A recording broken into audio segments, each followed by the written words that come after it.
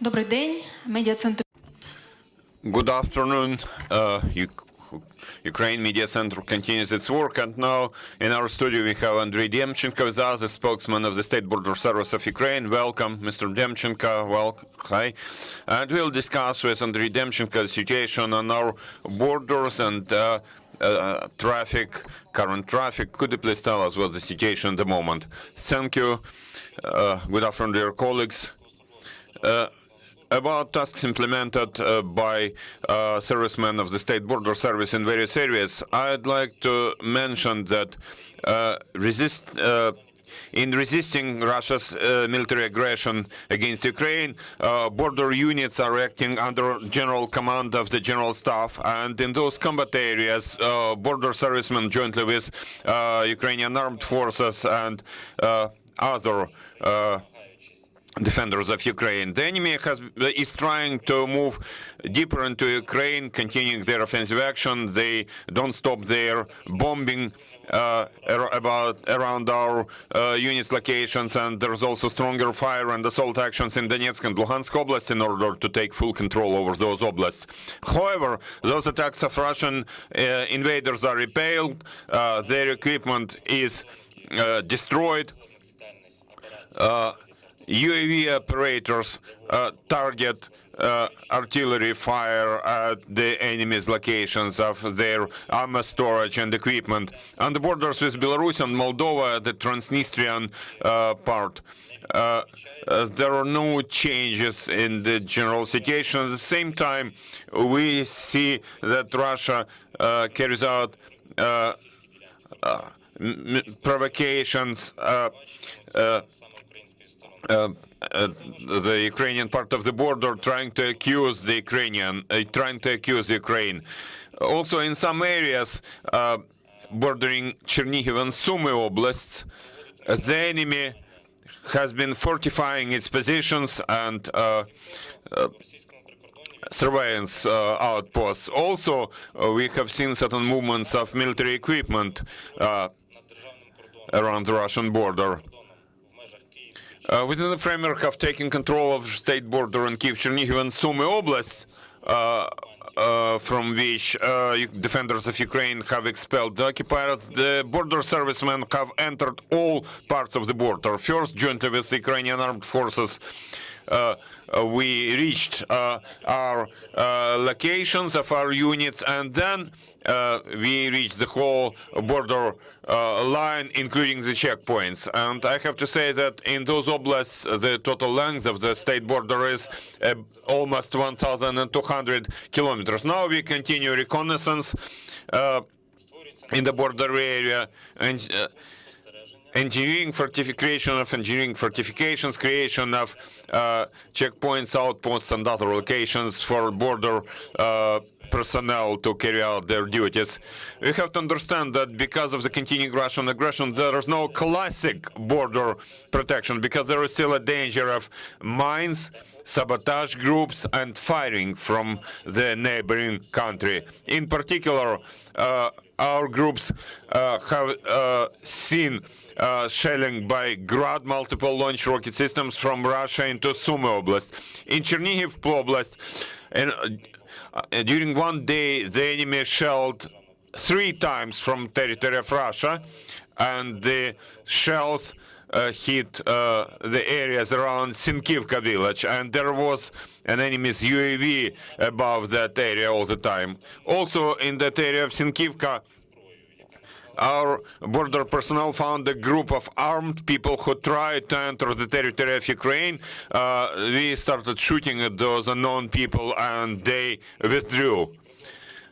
Reconnaissance groups in Chernihiv Oblast continue finding storage places of weapons and ammo left by Russian military and artillery shells.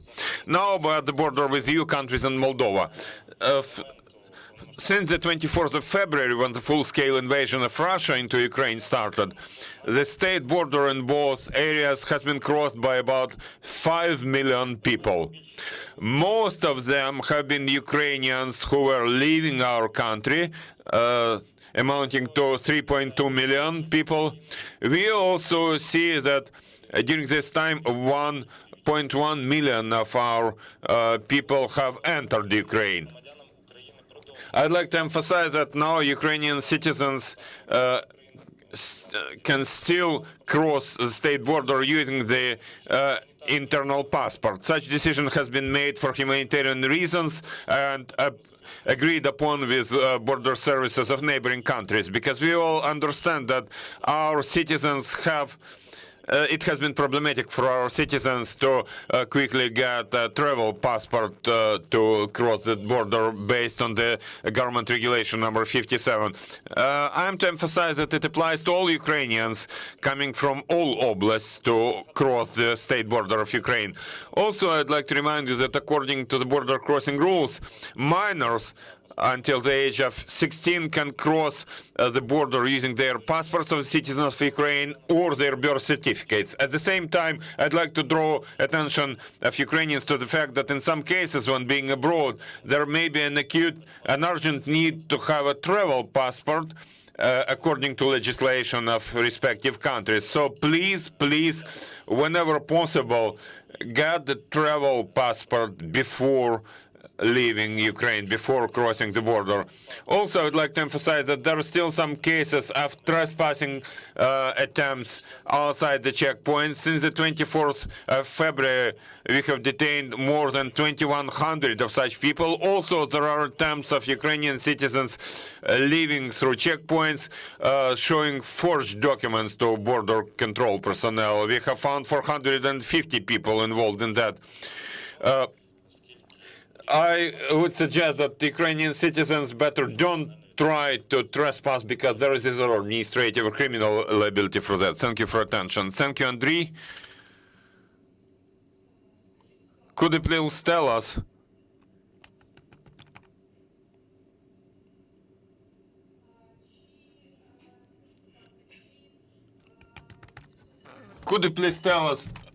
whether there are any waiting lines on the border?